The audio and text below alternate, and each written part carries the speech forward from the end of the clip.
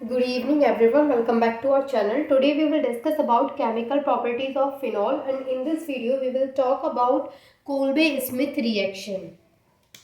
Kolbe-Smith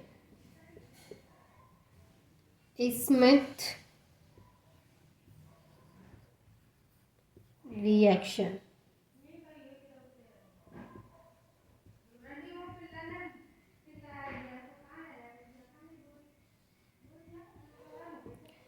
Kolbe Smith reaction में क्या होता है कि यहाँ पे हम जो फिनॉल होता है उसका सॉल्ट यूज़ करते हैं, यानी फिनॉल का सोडियम सॉल्ट यूज़ करते हैं। फिनॉल का सोडियम सॉल्ट क्या होता है, इसका मतलब ये है कि जो फिनॉल होता है, जैसे ये हमारे पास फिनॉल, ये है फिनॉल, ठीक है। अब अगर मैं बात करूँ कि फिनॉल का हम यहाँ पे सोडियम सॉल्ट यूज़ कर रहे हैं, इसका मतलब ये जो हाइड्रोजन है, ये हाइड्रोजन यहाँ से रिप्लेस हो जाता है सोडियम के थ्रू। तो यहाँ पे क्या हो जाएगा, यहाँ पे जो OH है उसकी जगह पे क्या आ जाएगा, ONA। तो इसको बोलेंगे हम सोडियम सॉल्ट ऑफ फिनॉल, कि ये फिनॉल का क्या है, सोडियम सॉल्ट है। तो अब ये जो फिनॉल का सोडियम सॉल्ट है वो बनता कैसे है कि जब हम फिनॉल को रिएक्ट करा देंगे किसके साथ, देखिए फिनॉल को अगर हम NaOH के साथ में रिएक्ट करा दें सोडियम हाइड्रोक्साइड के साथ में, तो यहाँ से क्या होगा कि ये वाला हाइड्रोजन इस OH के साथ H2O बन के निकल जाएगा और हमें जो प्रोडक्ट मिलेगा वो मिलेगा सोडियम सॉल्ट, और H2O वहाँ से आउट हो जाएगा। तो हमें मिल जाएगा यहाँ पे सोडियम सॉल्ट ऑफ फिनॉल। अब ये तो थी बेसिक चीज़, ये कोई कोल्बे स्मिथ रिएक्शन में ये नहीं हमें बताना, ये आपको पता होना चाहिए, इसलिए मैंने आपको यहाँ पे बता दिया है। क्योंकि हम यहाँ पे फिनॉल का स्ट्रक्चर नहीं लेंगे तो अब आपके दिमाग में आ सकता है कि केमिकल प्रॉपर्टीज ऑफ फिनॉल है तो फिनॉल क्यों नहीं है। तो फिनॉल है, बट फिनॉल का सोडियम सॉल्ट है यहाँ पे, तो वो एक स्टेप जो कि कोल्बे स्मिथ रिएक्शन में दिखाया नहीं जाता है, वो स्टेप मैंने आपको बता दिया है ताकि थोड़ा आपको डिटेल में चीज़ें क्लियर हो कि किस तरीके से कोल्बे स्मिथ रिएक्शन में जो सोडियम सॉल्ट है वो कहाँ से आया, किस तरीके से उसका फॉर्मेशन हुआ। तो in this reaction we will use sodium phenoxide. Sodium phenoxide मतलब सोडियम सॉल्ट ऑफ फिनॉल, उसी को क्या बोलते हैं, सोडियम फिनॉक्साइड। तो ये है हमारा ONA and that is called sodium phenoxide. Sodium phenoxide जो होता है उसको हम कार्बन डाइऑक्साइड के साथ में रिएक्ट कराएंगे, CO2 के साथ में। जब हम इसको रिएक्ट कराते हैं तो एट अ पर्टिकुलर टेम्परेचर हम लेते हैं, तो यहाँ पे जो टेम्परेचर हम लेते हैं वो 140 डिग्री सेल्सियस टेम्परेचर होता है, और यहाँ पे 8 एटमॉस्फेरिक प्रेशर लेते हैं हम, 8 एटमॉस्फेरिक प्रेशर। तो यहाँ पे क्या होगा, देखिए जैसे ही ये कार्बन डाइऑक्साइड के साथ में रिएक्ट करता है सोडियम फिनॉक्साइड, यहाँ पे क्या होता है कि जो ये यहाँ पे CO2 है वो CO2 यहाँ पे बीच में ऐड हो जाएगा, यहाँ पे ONA के बीच में CO2 लग जाएगा। तो किस तरीके से होगा, देखिए हमें जो स्ट्रक्चर मिलेगा वो मिलेगा, ऑक्सीजन एज इट इज रहेगा, और ये जो है CO2 इसको मैं ऐसे लिख दूँ COO, कोई दिक्कत नहीं।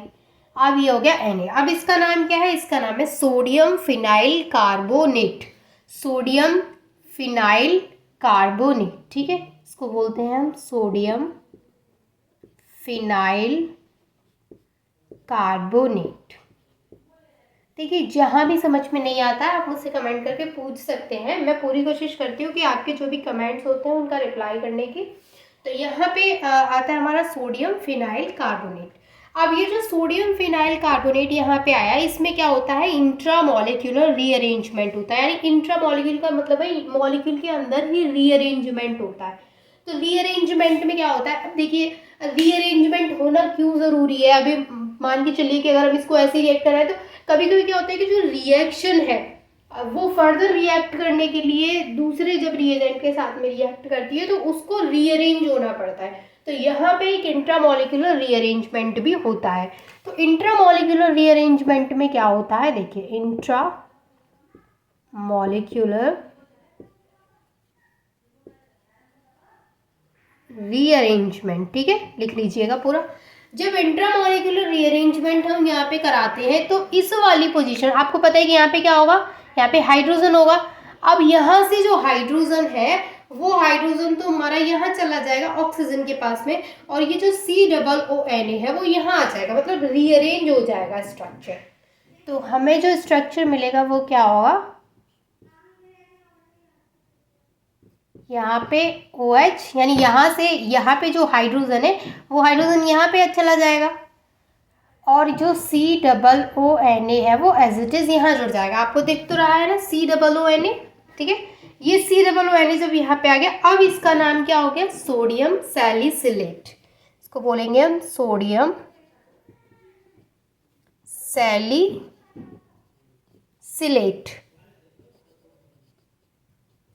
अब जो सोडियम सैलिसिलेट हमें मिला है वो फर्दर रिएक्ट करता है डाइल्यूट H2SO4 के साथ में, यानी डाइल्यूट सल्फ्यूरिक एसिड के साथ में ये रिएक्शन होगी।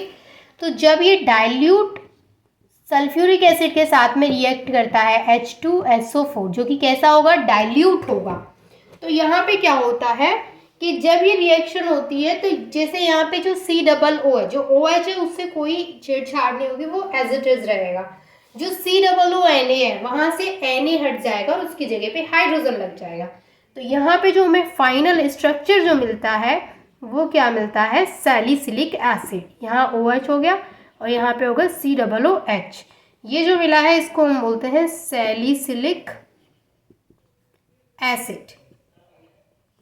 तो अगर MCQ में पूछा जाए कि जो कोलवे स्मिथ रिएक्शन है उसमें क्या प्रोडक्ट बनता है, तो हम क्या बोलेंगे कि सैलिसिलिक एसिड वहाँ पे बनता है और इंट्रामॉलिक्यूलर रीअरेंजमेंट होता है। तो यहाँ पे कई सारे स्टेप्स हुए हैं। जैसे पहले हमने, अगर हम बात करें कि इससे पहले वाले स्टेप को भी अगर हम यहाँ पे शो करें कि फिनॉल पहले NaOH के साथ रिएक्ट किया, फिर उसने क्या बनाया, सोडियम फिनॉक्साइड, तो वो भी एक स्टेप इसी का है अगर हम यहाँ पे इंक्लूड करते हैं तो।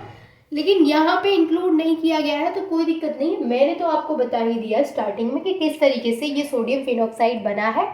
Phenol reacts with sodium hydroxide to form sodium phenoxide, ठीक है। सोडियम फिनॉक्साइड को जब हम कार्बन डाइऑक्साइड के साथ में रिएक्ट कराते हैं तो क्या होता है, वहाँ पे एक टेम्परेचर जो होता है वो 140 डिग्री सेल्सियस होता है और एटमॉस्फेरिक प्रेशर जो होता है वो 8 होता है। तो हमें सोडियम फिनाइल कार्बोनेट का फॉर्मेशन होता है। अब जो सोडियम फिनाइल कार्बोनेट का फॉर्मेशन हुआ है उसमें हम इंट्रामॉलिक्यूलर रीअरेंजमेंट कराते हैं, एंड आफ्टर इंट्रामॉलिक्यूलर रीअरेंजमेंट हमें जो मिलता है वो मिलता है sodium salicylate. And sodium salicylate further reacts with dilute sulfuric acid to form salicylic acid. So I hope this is clear to all of you. If you have any doubt, then you can ask me. I am here to solve your all doubts. And thank you so much for watching this video.